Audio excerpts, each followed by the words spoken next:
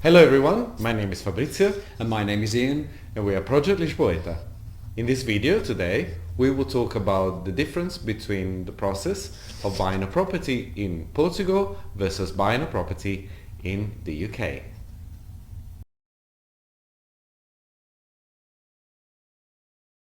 So the process in the UK is fairly complicated for timing.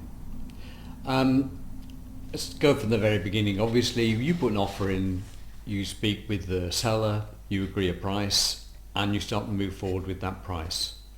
At that point, you obviously start to instruct a solicitor.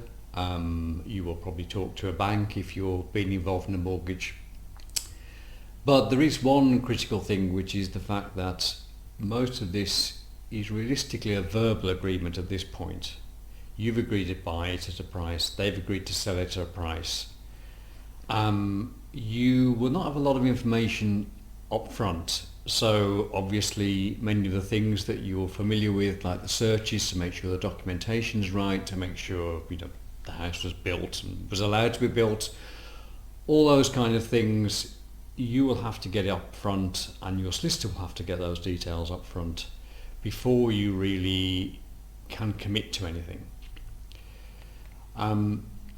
So there is a long period where either party can actually pull out of the deal. I mean, the seller can find somebody else who maybe previously saw the property who's now offering them more money, or even from a buyer's perspective, you could find somewhere else that you preferred and drop out at any one point. So there's not really any commitment, nor is there any real comeback if you decide to take either those steps, and that is quite a significant difference. And it is obviously quite a stressful process because these things can take a long time. Certainly the last couple of properties that we've bought and sold, there was a lot of change happened. Somebody came in, somebody had an offer, they had a problem, they pulled out. It's a long process, and especially if there's a chain involved, any one party pulling out of that chain can mean the whole deal collapses overnight and has to almost start from the very beginning. And it's obviously very late in the day that you actually pay any form of deposit, and that is the only time when there is a real fully contractual agreement that you're going to go ahead with this. So you can easily find that several months have gone by between you putting in the initial offer and actually getting to that point where it's going to sell, and you can start to discuss times and when you can move and all that kind of thing. There's a long period that goes on there. And once that's there, yes, you pay the 10% deposit, and realistically everything else then sort of goes through the lawyers. The payments are all made to the solicitors. Any mortgages are paid, the money are paid to the solicitors distribute those around to whoever's supposed to distribute them. And I suppose as a buyer, you have very little impact on that other than sitting there waiting for the phone to ring for somebody to say all the monies have come in and gone out, and the final deed has been done and the land registry has been notified. So that is what I'm sure we, and I'm sure many other people have found, is the most stressful part of it. Just that long waiting process, and the unknown at the end of it as to whether you're going to get there or not. And because of that flexibility that anybody can drop out, either buyer or seller, then obviously if you are in a chain, that's happened both times for us, which is that somebody had some problem or their buyer fell out, and then so they couldn't then buy ours because there was no contractual agreement up until the last minute. Or someone just offered more money. Yeah. Or a buyer will accept our offers, and 2 days later have an offer for from someone else. Someone else for a little bit more. That might have seen it before, and therefore it drops out. So I think everybody will agree there's a long period that goes on before anybody really makes any. We luckily never succumbed to the bidding war that a lot of sellers try to instigate between all the parties involved, because we were lucky enough to be rather rational in that, and there were a few things that we could do because we had money to do, and and things that we couldn't do because we were not in a position to buy for that kind of amount. But that is also a quite unfair process that most of the sellers do, because they no tie to any sort of form of agreement or commitment. Yep. Very true. So this is the process of buying a property in Portugal. It will happen this way. So you will see a property, you will visit the property and ideally like a property and make an offer. This offer can obviously be rejected, or it could be negotiated, and more than likely it will be, and then finally, hopefully, will be accepted. At this time, you will formalize this offer, or that's what it happened to us. What we did, we formalized this offer by email through our agent, and the agent will communicate this offer, formalized offer, to our buyer. After this, what you will be doing, you will be forwarded a draft of a contract, of a promise, when you commit to buy the property that you are interested in. This contract is called CPCV, so Contratto, Promessa, Compra e Venda, and this will be forwarded to you before signing. This is a pretty standard document. It will state, obviously, the address of the property. It will state the name of the seller or the sellers, in case there are more than one. It will have your name or the name of the people that they are buying the property. If it's a couple, will have both of your names or the name of one of the two. So all these legal details. It would also, the CPCV, Contratto di Promessa Compra e Venda, will also be a document that could be edited. About the CPCV, one important fact that should be mentioned is that if you are applying for a mortgage or some kind of financing,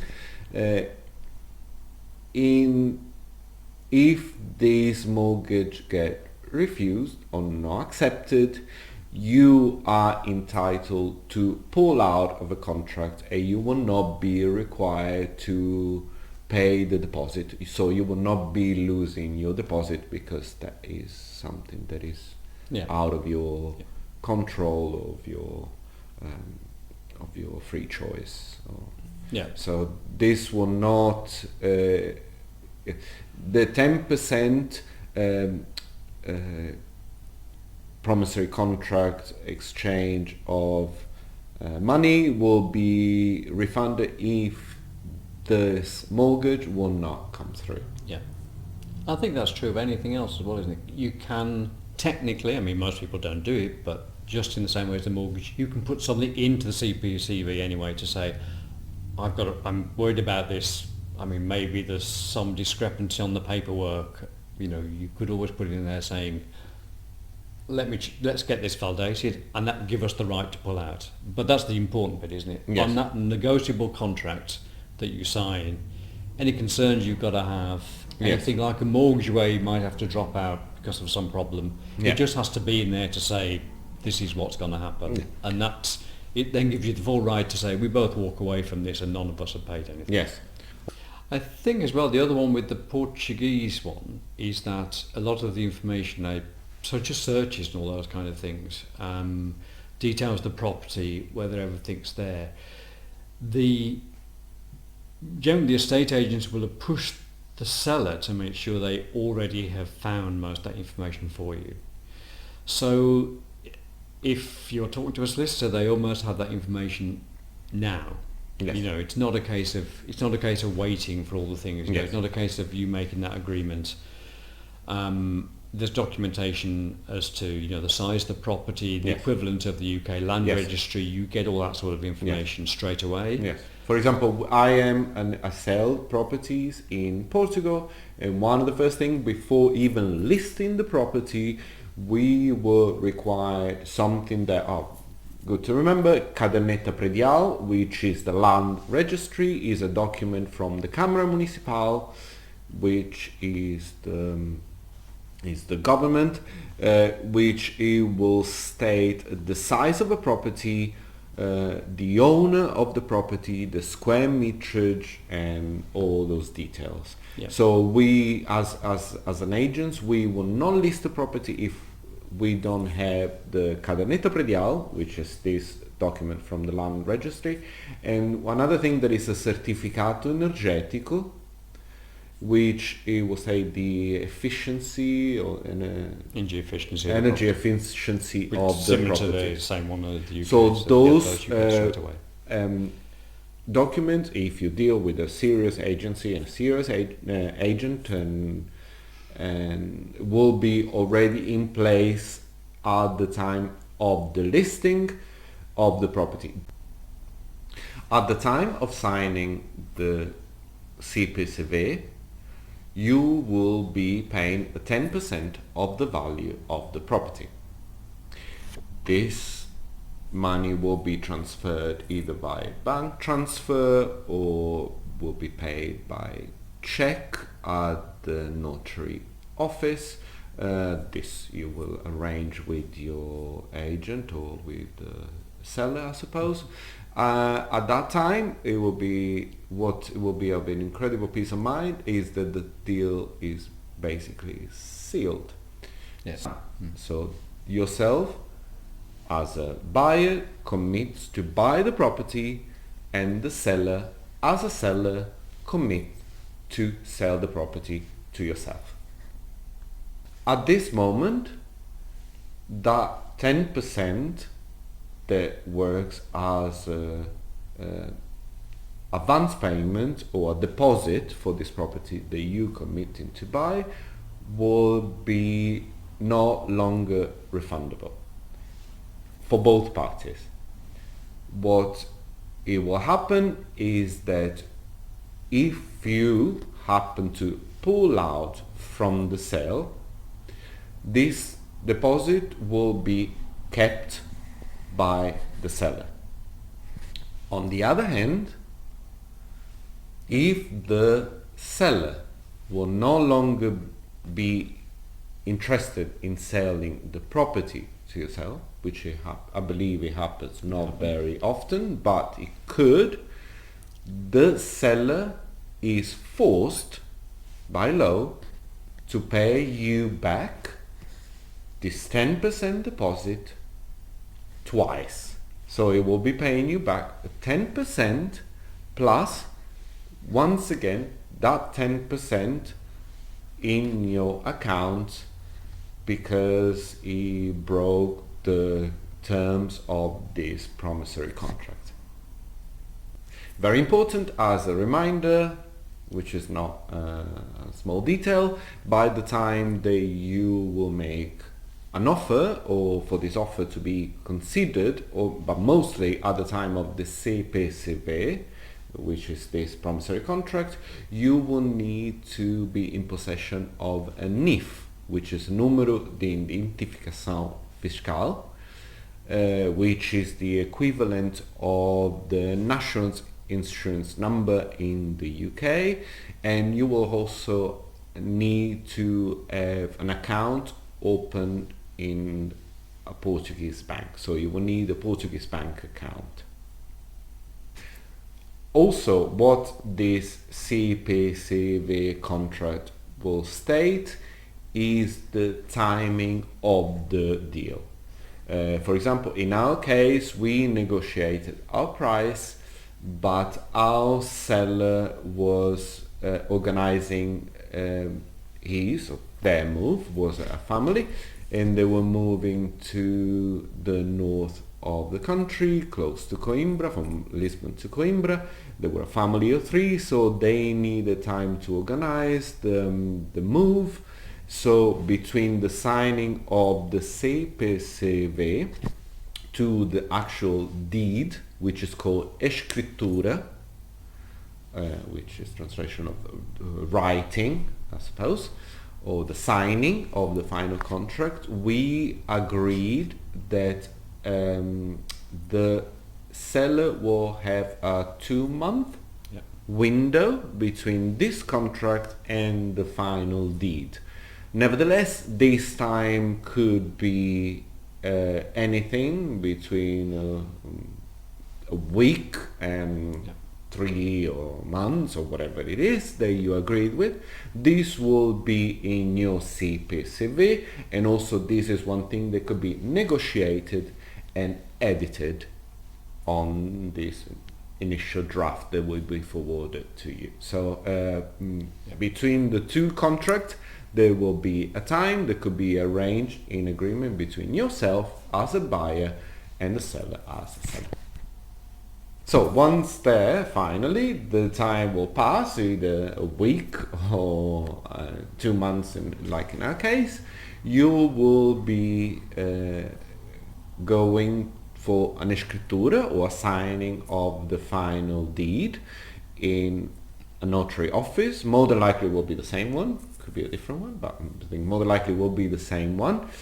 In this process will be present all the parties involved in the sale. So it will be yourself as a buyer, or yourself and your partner, or your spouse, or if you are a company or a group of friends buying a property together, all of you will have to be there with your identification papers, or either your passport or your residence cards.